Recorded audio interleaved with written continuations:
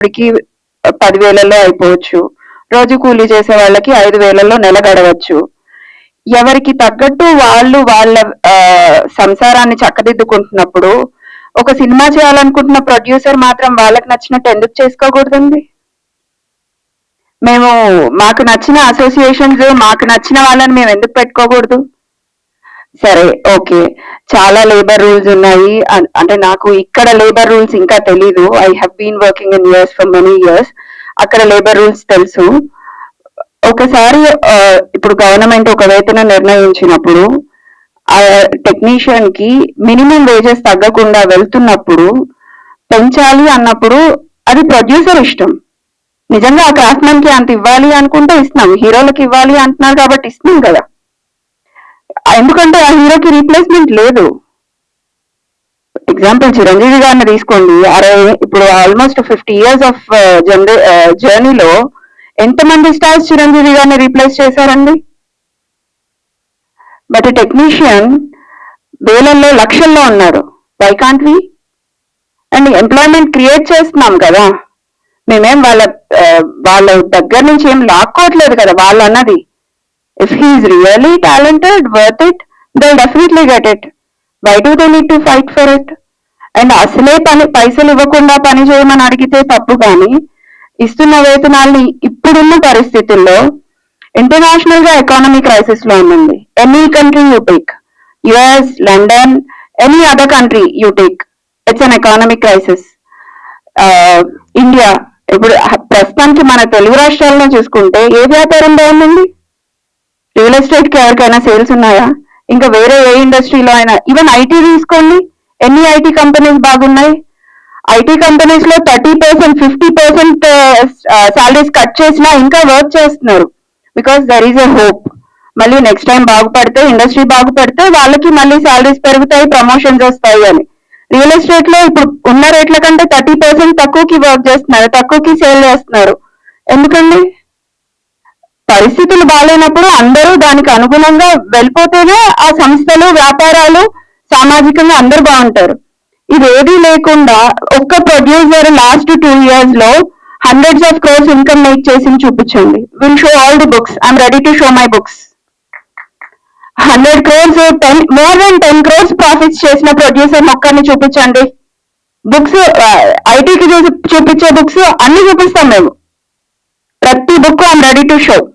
ఏ producer last 2 years లో after Covid తర్వాత tons of money make చేశారు, హ్యాపీగా ఉన్నారు అన్న ఒక్క ప్రొడక్షన్ హౌస్ ని చూపించండి. ఎవ్రీబడి అంత చదువుకొని వచ్చి ఇక్కడ వ్యాపారం చేయడానికి రాలేదండి. సినిమా అంటే ఇష్టం. సినిమా లేకపోతే రోజు గడవదు. సినిమా ఎంటర్టైన్మెంట్ లేకపోతే ఒక అరగంట గడవదు. అందుకని ఆ ఫీల్డ్ ఎంచుకొని ఇక్కడికి వచ్చినాం. కానీ ఇక్కడ ఎవ్వరూ సినిమాని వ్యాపారంగా చూస్తున్న వాళ్ళు లేరు. ఎందుకంటే ఇదే పైసలు వేరే దగ్గర పెడితే భూమి రేట్లు పెరగవా? భూమి అక్కడే ఉంటది. ఇంకో వ్యాపారంలో పెడితే ఎక్కడ పెట్టినా పెరుగుతాయి కదా. ప్రొడ్యూసర్ కి ఏది సెక్యూరిటీ? హీరో వర్క్ చేశారు కాబట్టి హీరోకి రెమ్యూనరేషన్ వెళ్ళాలి, డైరెక్టర్ వర్క్ చేశారు కాబట్టి డైరెక్టర్ కి రెమ్యూనరేషన్ వెళ్ళాలి. అదే విధంగా ప్రొడ్యూసర్స్ వర్క్ చేస్తున్నారు కదా. ఎంతమంది ఇక్కడ ఉన్న వాళ్ళు రెమ్యూనరేషన్ తీసుకుంటున్నారు? ఎనీ ప్రొడ్యూసర్స్ నేమ్, చిన్న పెద్ద అనేవి ఎందుకు వస్తున్నాయో తెలియదు, కానీ ఒక్క ప్రొడ్యూసర్ కూడా హ్యాపీగా లేరు. At least last couple of years. As a producer గా కాదు, డిస్ట్రిబ్యూషన్ అండ్ ఎగ్జిబిషన్ వింగ్స్ కూడా చూస్తున్న ఒక ఫర్మ్ గా చెప్తున్నా, ఒక్క డిస్ట్రిబ్యూటర్, ఒక్క ఎగ్జిబిటర్ కూడా through out the year business చేసి హ్యాపీగా ప్రాఫిట్స్ లో ఉన్న వాళ్ళు లేరు. సొంత వ్యాపారాలు అమ్ముకొని, సొంత స్థలాలు అమ్ముకొని, సినిమా మీద, ఓన్లీ సినిమా మీద ఉన్న ఇష్టంతో ఇంకా ఇండస్ట్రీలో గడుపుతున్న వాళ్ళు 99%. మేబీ కొంతమంది అనొచ్చు ఎక్స్పీరియన్స్ లేదు కదా, మీకు అన్ని అలాగే కనిపిస్తాయి అని. And I don't know, negative గా కూడా మాట్లాడతారేమో, మీకేం తెలుసు, మీరు వచ్చి ఎన్ని సంవత్సరాలు అవుతుంది అని. కానీ కొంచెం చదువుకునే వాళ్ళం కాబట్టి అర్థమవుతుందండి పరిస్థితులు చూస్తుంటే. చాలా అంటే చాలా దయనీయమైన పరిస్థితుల్లో ఉంది Telugu film industry. We have made movies like Baahubali, Pushpa 2, Hanuman, anything. కాకపోతే ఇప్పుడున్న సిచ్యువేషన్ లో ఏ ప్రొడ్యూసర్ హ్యాపీగా లేరు. అది మా అందరికంటే ఎక్కువగా మా కార్మికులకు తెలుసు. ఈ రోజు నాతో వర్క్ చేస్తున్న సినిమాలో ఎవ్రీ యూనియన్ మెంబర్స్ కి తెలుసు మేము ఎంత స్ట్రగుల్ పడుతున్నామో సినిమా కంప్లీట్ చేయడానికి. ప్రతి ప్రొడ్యూసర్ వాళ్ళకి తెలుసు. వాళ్ళకన్నా ఒక స్కెడ్యూల్ అయిపోయేసరికి అమౌంట్స్ రిసీవ్ అవుతున్నాయి. ప్రొడ్యూసర్ కి సినిమా అయిపోయి రిలీజ్ అయిన తర్వాత కూడా 90% ఆఫ్ ది అమౌంట్స్ రావట్లేదు. 90% ఆఫ్ పీపుల్ కి అసలు అమౌంట్స్ రికవరీ అవ్వట్లేదు. మేము మాట్లాడకూడదు, ఎందుకంటే మాట్లాడితే వాళ్ళ హీరో సినిమా వల్ల నష్టపోయామని అంటారు కొంతమంది. ఇంకా కొంతమంది వాళ్ళ బిజినెస్ చేతగాక చేయలేదంటారు. ఇంకా కొంతమంది మీకేం తెలుసు అసలు అని మాట్లాడతారు. ఇంకా కొంతమంది మేబీ నేను అమ్మాయిని కదా, నువ్వు నోరు మూసుకొని ఇంట్లో ఉంటే బెటర్ ఏమో అనేవి చాలా రకాలుగా వినబడతాయి.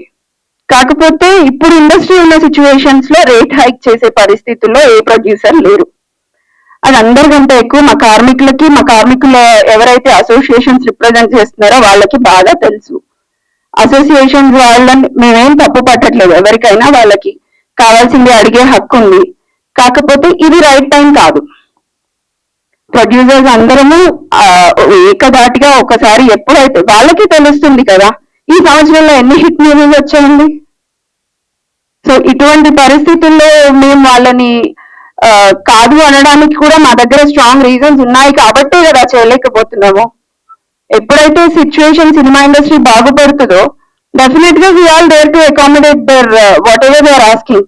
వాళ్ళకి ఎప్పుడు ఏది కావాలన్నా చూసుకుంటూనే వస్తున్నారు ప్రొడ్యూసర్స్ అందరూ. కోవిడ్ లాంటి సిచ్యువేషన్స్ లో కూడా ప్రైస్ హైక్ అడిగితే చేశాము కాదనకుండా. అప్పుడు యూనియన్స్ అందరికీ అడిగినట్టుగా ఇచ్చేసాం. ఇప్పుడు ఇవ్వలేని పరిస్థితులు ఉన్నప్పుడు వాళ్ళు కూడా అర్థం చేసుకొని సపోర్ట్ చేయాల్సిన టైం ఇది. ఇక్కడ ఎవరు ఎక్కువ ఎవరు తక్కువ అన్నది పక్కకు పెడితే 24 క్రాఫ్ట్స్ తో పాటు అందరం కలిసి వర్క్ చేస్తేనే ఈ ఇష్యూ రిజాల్వ్ అవుతుంది. ఐ డోంట్ నో ఎవ్రీబడి, ప్రతి ఒక్కరూ అర్థం చేసుకొని దీన్ని ఎంత తొందరగా వీలైతే అంత తొందరగా రిజాల్వ్ చేస్తారని కోరుకుంటున్నాను. అంటే అది కరెంట్ సినారియోలో ప్రాబ్లం. బట్ నాకేమనిపిస్తుంది అంటే అసలు కంప్లీట్ గా అసలు unions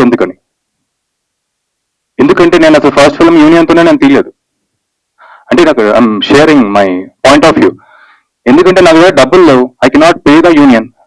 I made the film in 1.5 CR అని అన్నారు. ఎవరు వచ్చి క్వశ్చన్ చేయలేదు. సరే సెకండ్ సినిమా నన్ను క్వశ్చన్ చేశారు అంటే నేను ఓపెన్ గా చెప్తున్నా, let me just be frank. టేక్మేట్లు అన్న సినిమా సరే యూనియన్ ఇంకా నాన్ యూనియన్ కలిపి చేశాను. నాకు అది 2.5 crore అంత అయింది. నాకు నష్టపోతే నాకు ఎవరు వచ్చాయని చేయలేదే. ఇప్పుడు నేను మొత్తం యూనియన్ తో చేశాను, 8 crore అయింది నాకు. అంటే నేను ఆల్మోస్ట్ 1 year నుంచి నేను ఆ 8 crores బిజినెస్ చేయడం నా వల్ల అవ్వట్లేదు. మీకు బిజినెస్ అవుతుందని తెలుసు, అసలు ఎవరికైనా బిజినెస్ అవ్వట్లేదు చిన్న సినిమాలకి. ఇప్పుడు ఓటీటీ ప్లాట్ఫామ్స్ లేకపోతే శాటిలైట్ కో వెళ్తే స్టార్ కాస్ట్ అడుగుతున్నారు. వాళ్ళెవరు కంటెంట్ లో ఏం ప్రిఫరెన్స్ ఇవ్వట్లేదు. వాళ్ళ ప్రిఫరెన్సెస్ మారిపోయినాయి ఎప్పటి నుంచో, పోస్ట్ కోవిడ్ నుంచి. ఇప్పుడు నేను ఇలా సినిమా ఇప్పుడు నేను ఎలా బిజినెస్ చేయాలి నేను? సరే ఇలాంటి పొజిషన్ లో నేను సరే యూనియన్ కి నేను అందరు కట్టుకుంటే నేను చాలా జెన్యున్ గా నేను చేస్తే ఇప్పుడు నేను స్టే కట్ నేనే ఉన్నా కదా, నాకు ఎవరైనా వచ్చి చేస్తున్నారా? నా ప్రొడ్యూసర్స్ కౌన్సిల్ ఎవరైనా వచ్చి చేస్తారా? నాకు ఇప్పుడు ఆ 8 crores స్టేక్ నాకే కదా. ఇంకొక +2 crores వేసుకుని ఇంకొక 10 crore నేను ఇప్పుడు మార్కెటింగ్ పెట్టుకోవాలి. ఇప్పుడు ఏమన్నా అవుతే నేను పోతా. అలాగే సేమ్ పరిస్థితి మా అందరిది.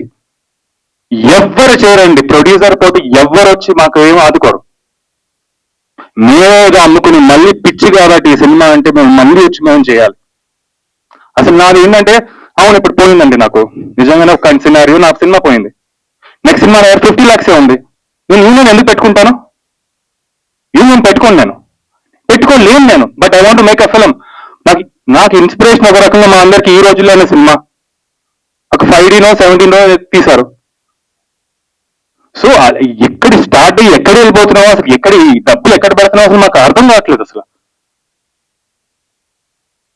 సో ఫస్ట్ అది నాకు, do we really need union to make films or can we please consider union and non union or complete గా నాన్ యూనియన్ వెళ్ళిపోవచ్చు అనేది? Why can we consider that? And second point, call sheets పొద్దున్నే 7 నుంచి 6 వరకు, 6 to 6 ఒక call sheet అనుకోండి. ఎవరు వస్తున్నారండి 6 కి? అసలు ఎవరు వస్తున్నారు? ఎవరు స్టార్ట్ చేస్తున్నారు 7 o'clock కి?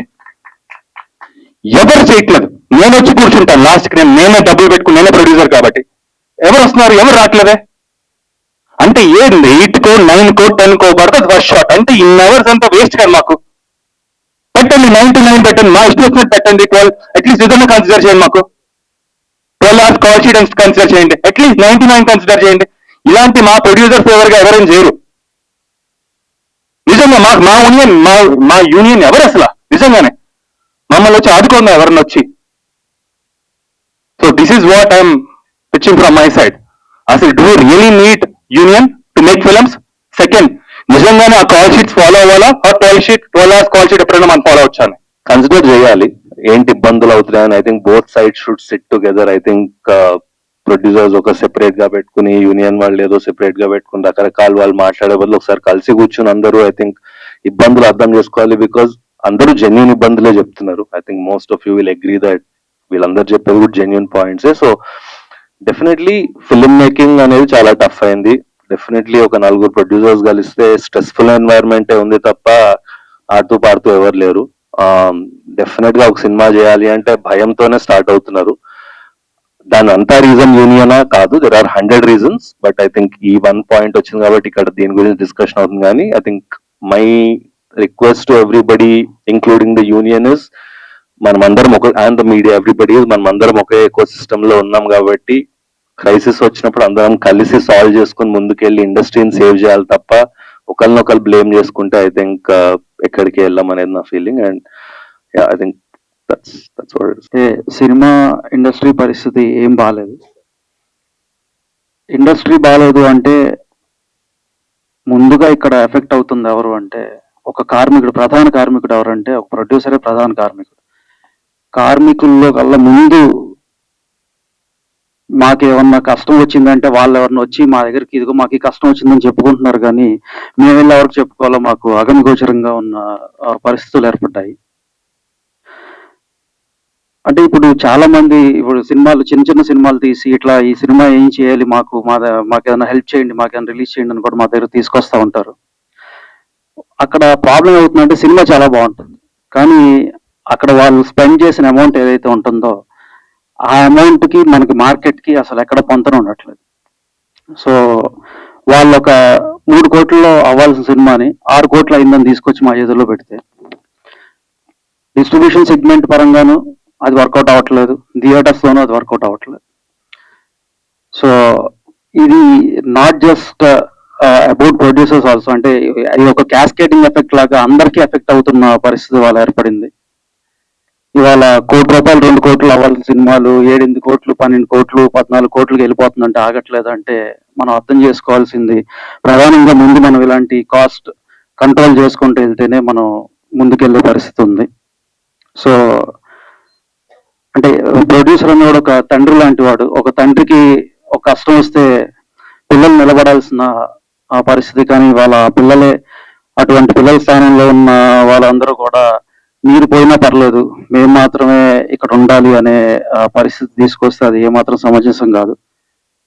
దీనికి మా సైడ్ నుంచి మేము ఏదైతే తెలియజేయాలనుకుంటున్నామో మేమందరం కూడా ఎంత ప్రయత్నం చేస్తున్నా విశ్వ ప్రయత్నాలు చేస్తున్నా కూడా వారు అర్థం చేసుకునే పరిస్థితి లేదు.